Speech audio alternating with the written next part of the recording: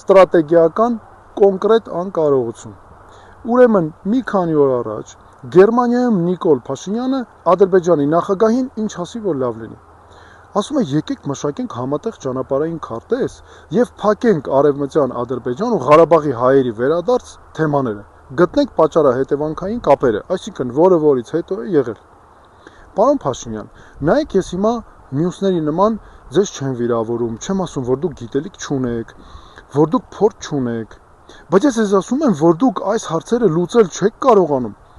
որ մի ամբողջ ժողովրդի, հայ ժողովրդին, Հայաստանը բերել կանգնացրել եք մեծ փորձանքների առաջ։ Ես հիմա ուզում եմ մի քանի փաստարկ բերել, որ դուք այդքան ձեզ սարսափած, վախեցած չզգաք։ Արևմտյան Ադրբեջան ծրագիրը կեղծ է,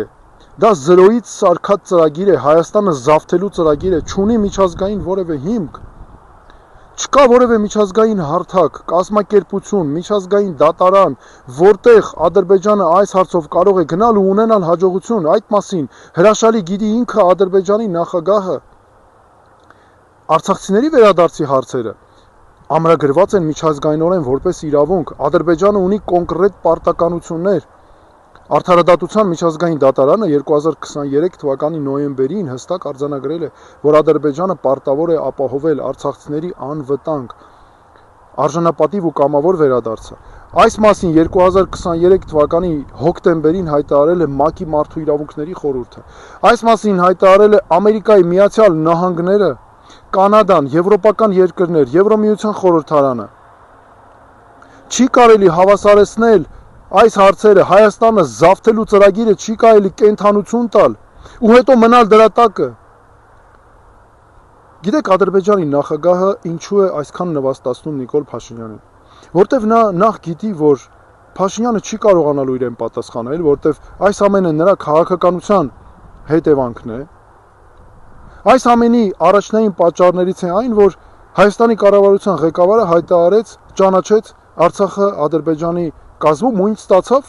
ստացավ արևմտյան Ադրբեջան կեղծ ծրագիրը։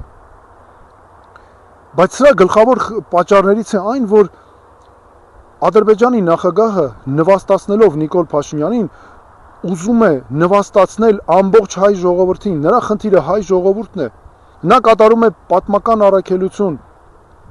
նա փորձում է այսպես ցույց տալ, որ Հայաստան չի եղել, որ չկա հայկական ինքնություն։ Ժողովուրդ ջան, այս ամենը չունի որևէ միջազգային հիմք։ Նիկոլ Փաշինյանը նայեք ինչ է անում։ Գնում է Ադրբեջանի նախագահին, ասում է, ինչ անեմ քո համար, ասա, գնամ ինքնահրկիզվեմ, գնամ շենքեր գրավեմ, աստղեր բերեմ քո համար երկնքից։ Կիսլատան լցրել, քայքայում է մեր հարցերը։ Բայց ես ուզում եմ ձեզ ասել, ժողովուրդ ջան, հանկարծ չնեղվեք, բոլոր միջազգային մեխանիզմները կան, պետք չի ընկճվել։ Կան միջազգային միջնորդները, մեր միջազգային ընկերները, մեր սփյուռքը, մենք բոլորով իրար թև ու թիկունք ենք, այս հարցերը շատ լուծելու ենք, գալու ենք տեղը գցենք։ Հեսա որ Նիկոլ Փաշինյանը նախկին դարձավ, այս հարցերը կարգավորելու ենք։ Եվ որպեսզի դուք հանկարծ չնեղվեք, մենք հիմա մարզային այցի ենք եւ հերթական հանդիպումների ժամանակ ես մեր ժողովրդին անընդհատ այս հարցերը բացատրելու եմ, որ մարդիկ չնեղվեն, որ մարդիկ չմտածեն, որ անելանելի է, որ չկա այստեղից ելք։ Մենք լուծելու ենք այս բոլոր հարցերը։